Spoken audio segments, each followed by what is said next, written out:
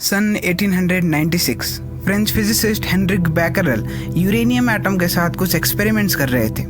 उन्होंने एक्सपेरिमेंट खत्म होने के बाद यूरेनियम पोटेशियम सल्फेट को एक ब्लैक पेपर में रैप करके एक ड्रॉयर में रख दिया। ड्रॉयर में एक फोटोग्राफिक प्लेट था और उसके बाजू में सिल्वर मेटल का एक पीस रखा गया था और उसके बाजू में black pepper wrapped uranium potassium sulphate को रखा गया था।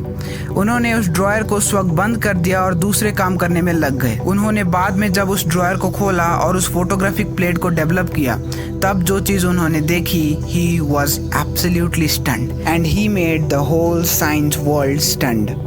आखिर ऐसा क्या देख लिया था उन्होंने?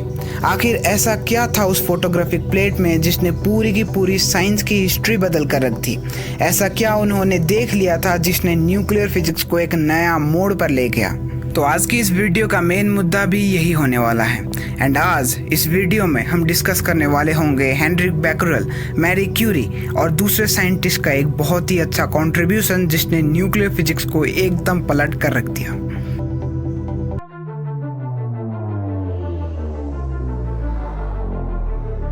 जब कुछ घंटों बाद उन्होंने उस फोटोग्राफिक प्लेट को डेवलप करवाया, तब उन्होंने देखा कि उस फोटोग्राफिक प्लेट पर काले काले धब्बे आ गए थे।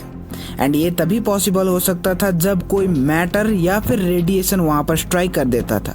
एंड मैटर का उस फोटोग्राफिक प्लेट में स्ट्राइक करने का एक ही जरिया था, and that was uranium potassium sulphate wrapped in a black paper. And जाहिर सी बात है कि फोटोग्राफिक प्लेट पर स्ट्राइक होने वाला मटेरियल साधारण मटेरियल नहीं हो सकता, because it is impossible for a normal particle to penetrate that black paper.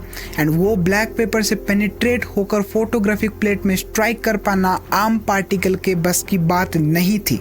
बाद में जब बैकरल ने इस चीज़ के ऊपर और ज़्यादा रिसर्च किया और ज़्यादा खोज की, तब पता चला कि ये जो चीज़ बाहर निकल रही थी, these were all radiation, and इसको कहा गया था बैकरल रेज। वैसे अगर तुम लोगों को रेडिएशन के बारे में और जानना है तो मुझे कमेंट सेक्शन में रेडिएशन वीडियो प्लीज़ ऐसा करके लिख देना, मैं इसके ऊपर वीडियो बना दूंगा डिटेल में। बाद में मैडम क्यूरी और उनके हस्बैंड ने इस चीज़ के ऊपर और ज़्यादा रिसर्च किया और ज़्यादा खोज की। तब उनको पता चला कि पीरियोडिक टेबल में जो भी हैवी एलिमेंट्स होते हैं वो बैकरल रेडिएशन को एमिट करके एक नया न्यूक्लियस में कन्वर्ट हो जाते हैं। इट वॉज लाइक कि एक पार्टिकल बैकरल रेडिएशन को एमिट करता और एमिट करके एक नया ही सब्सटेंस बन जाता। एक तरह से वो डीके हो जाते थे, मर जाते थे एक दूसरे सब्सटेंस में कन्वर्ट होने के लिए। And this type of phenomenon was called radioactive decay. And इसी की वजह से यूरेनियम एटम बैकरल रेडिएशन को एमिट करके एक नया ही न्यूक्लियस में कन्वर्ट हो रहा था। एंड धीरे धीरे uranium atom was getting converted into another substance. And ऐसे सब्सटेंसेस जो कि ऐसे रेडिएशंस को एमिट करते हैं, इनको रेडियोएक्टिव एलिमेंट्स कहा जाता है। And radioactive elements are found in the actinoid series. Basically एक रेडियोएक्टिव सब्सटेंस इनिशियली अपने प्योरेस्ट फॉर्म पर होता है, बट जैसे जैसे टाइम बीतता जाता है वो धीरे धीरे डिग्रेड होता है, डिके होता है। एंड फाइनली एक टाइम ऐसा आता है जबकि वो कंप्लीटली कन्वर्ट हो जाता है एक दूसरे एटम या फिर दूसरे एलिमेंट में। And let me make this clear to you, ये जो रेडिएशन एमिट हो रहे रेडियोएक्टिव सब्सटेंसेस से, they are very much harmful for us. ये हमारे स्किन को डैमेज करता है, हमारे टिश्यूज़ को डैमेज करता है, इवन दो डीएनए तक को ये नहीं छोड़ता है, डीएनए तक को ये डैमेज कर देता है।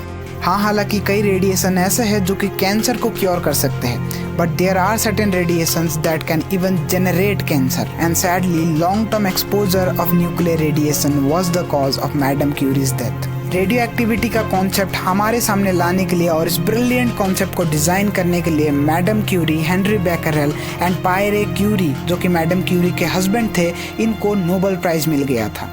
And they shared 1 Nobel prize by 3 people. अच्छा, अब तुम लोगों ने रेडियो एक्टिविटी के बारे में बेसिक नॉलेज गेन कर ली है, बट रेडियो एक्टिविटी की बात आए और न्यूक्लियर बॉम्ब बीच में ना आए, ऐसा कभी हो सकता है क्या? तो अगर तुम लोगों को न्यूक्लियर बॉम्ब और E=mc² में कनेक्शन जानना है तो इस वाली वीडियो पर क्लिक करना।